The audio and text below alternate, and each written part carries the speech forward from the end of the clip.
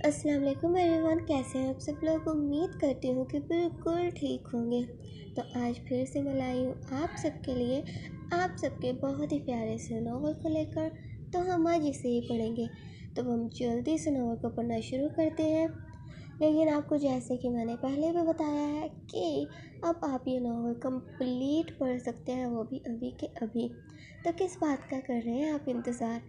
کیونکہ یہاں پر ویٹ کر کر کے پڑھنے میں اتنا مزہ نہیں آتا جتنا کہ کمپلیٹ ایک ساتھ پڑھنے میں آتا ہے۔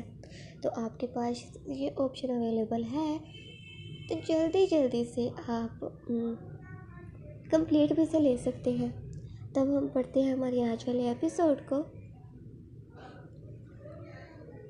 صنم چوکی ارہم کے ہاتھ اپنے سینے پر محسوس کیے تڑپتی ہوئی، پلیز چھوڑیں مجھے، یہ کیا کریں آپ؟ اسے بالکل آئیڈیا نہ تھا کہ ارہم واقعی میں اتنا بے حس ہے۔ وہ بھی کچھ منٹ پہلے ہی اسے بتا چکی تھی کہ اس کے وجود میں درد ہے، لیکن اس ظالم شخص کو کہاں پرواہ تھی۔ صنم خود کو چھڑوانے کی خاطر ہلنا جلنا شروع ہو چکی تھی۔ جسے دیکھو اس کے کاندھے پر پیچھے سے اپنے سر کو رکھتا، اپنی آنکھوں کو بند کیے، اس کے کان کی لو جو کہ اس کے ہونٹوں کے قریب تھی کو منہ میں لیے ہلکے سے کاٹا۔ ساتھ ہی میں تو دبا رہا ہوں تمہیں، خاموش ہو جاؤ اور انجوائے کرو ان لمحوں کو۔ یہ سکون تم بھی محسوس کرو جو کہ مجھے مل رہا ہے۔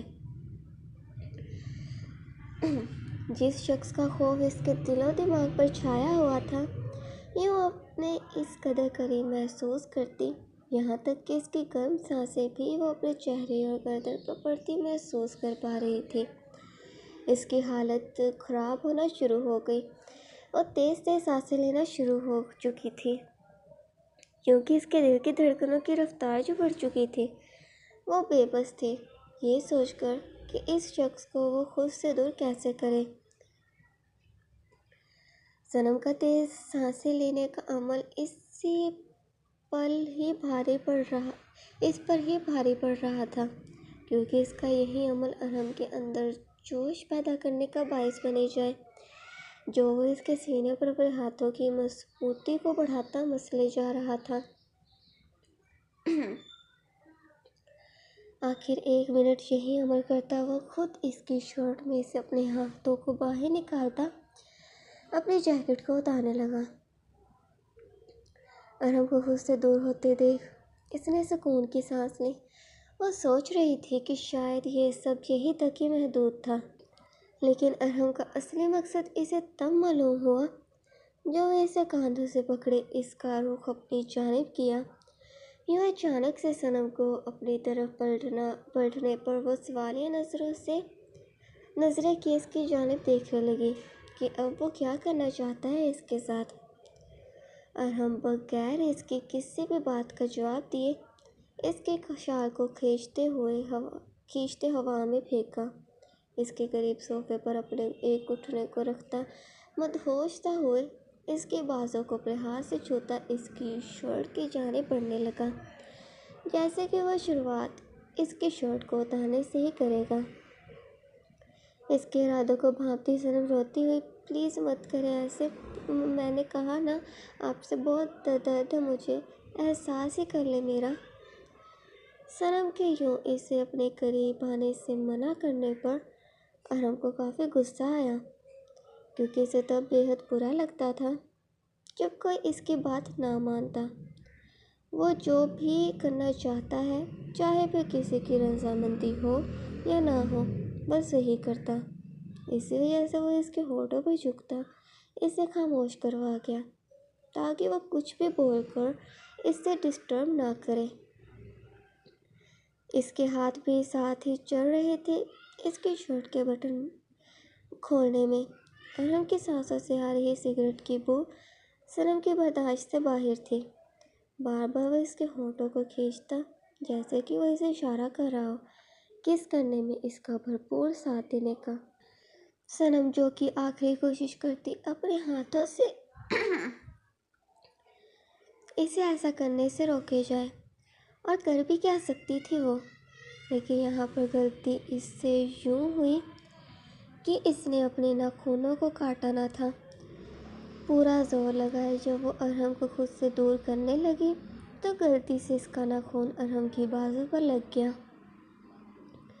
ارحم کا اس کے ناخن لگنے کے باعث درد محسوس ہوئی، جس کی وجہ سے وہ صنم سے دور ہٹتا اپنے بازو کو دیکھنے لگا۔ ارحم کو خود سے دور ہوتی دیکھ وہ واپس اٹھ بیٹھی اور اپنی سانسوں کو بحال کرنے کی کوشش کرنے لگی، کیونکہ ارحم کے یوں اپنی سانسوں کو اس کے اندر اتارنا اسے اپنی سانسیں لینا محال کر رہا تھا۔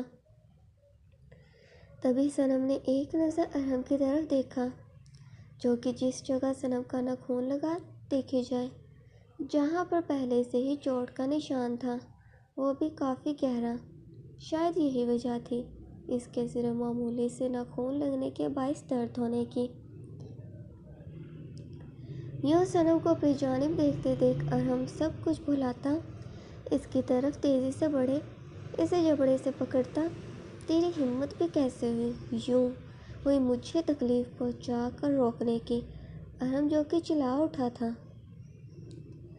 کپ کپاتی آواز کے ہمراہ وہ اس کی آنکھوں میں دیکھتی۔ پلیز بس کر دو، میرا جسم درد کر رہا ہے، اس وجہ سے آپ کو روکنے کی کوشش کر رہی تھی۔ آپ کو بتایا تھا پہلے بھی، لیکن پھر بھی آپ یہ سب کر رہے تھے۔ وہ بھی بتا گئی بغیر ڈرے، کیونکہ جو سچ ہے وہ سچ ہے۔ ارحم واقعی میں خود غرضی دکھا رہا تھا۔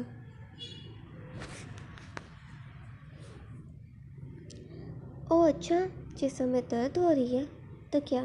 میں تو تیرے اس درد کو ہی کم کرنے کی کوشش کر رہا تھا، لیکن تیرے نخرے ہی پائے نہیں جاتے۔ مجھے روکنے کی کوشش کر رہی تھی۔ یہ حرکت بہت بری لگی ہے مجھے۔ اس کے جبڑے کو چھوڑتا وہ اسے بتانے لگا کہ اس نے غلطی کر دی۔ تو سوری، پلیز، آپ مجھ سے محبت کرتے ہو تو تھوڑا احساس بھی کر لیں۔ صنم جو کہ ارحم کو احساس کروانا چاہتی تھی کہ اس میں بھی جان ہے۔ بیوی کا مطلب صرف ہر وقت اس کے وجود کو حاصل کرنا ہی نہیں ہوتا۔ لیکن صنم کی بات ارحم کو سمجھ آنے کی بجائے اسے غصہ دلوانے کا باعث بنی، کیونکہ خود کو وہ کیسے غلط ثابت ہونے دے سکتا تھا۔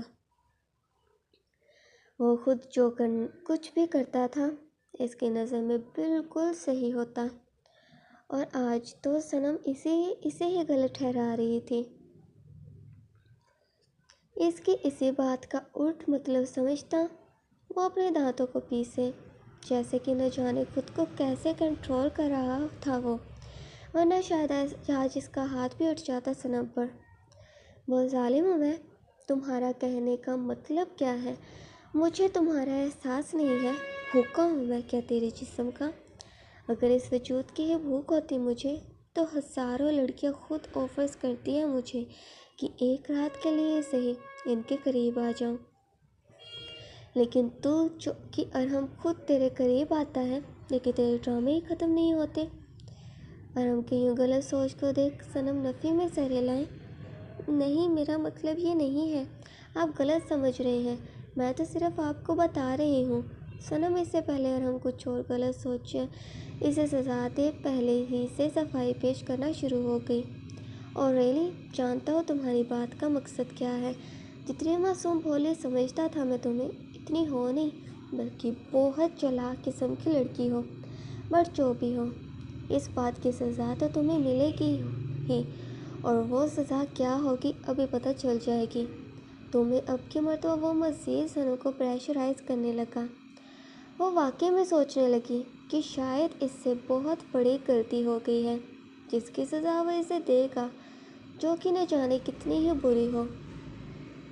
ارحم جی، میرا مطلب آپ کو غلط کہنا نہیں تھا، صرف بتا رہی تھی میں، آپ پلیز مجھے غلط مت سمجھے۔ ابھی بھی وہ ارحم کو سمجھانے کی کوشش میں لگی تھی۔ شٹ اپ، میں کوئی بچہ نہیں ہوں جسے تم سمجھاؤ گی، اور میں سمجھ بھی جاؤں گا۔ بس بہت ہو گیا، آج رات تم اس گھر میں نہیں رہ سکتی۔ نکلو ابھی کے ابھی یہاں سے اور رہو باہر، کیونکہ تمہیں یہاں تو پرابلم ہو رہی ہے میرے ساتھ حسین لمحات گزارتے ہوئے۔ تو پھر ٹھیک ہے، جا کر اکیلے گزارو رات۔ آخر اس نے بتا ہی دیا، صنم کے لیے تجویز کی گئی سزا۔ کیا آپ کیا کہہ رہے ہیں؟ میں کیسے اتنی ٹھنڈ میں اکیلے رہوں گی باہر؟ صنم پریشان ہوگی اس کی بات کو سنے کہ آخر وہ ایسے کیوں کہہ رہا ہے۔ اتنی شدید ٹھنڈ میں وہ کیسے رہ پائے گی بغیر کسی بھی چیز کے۔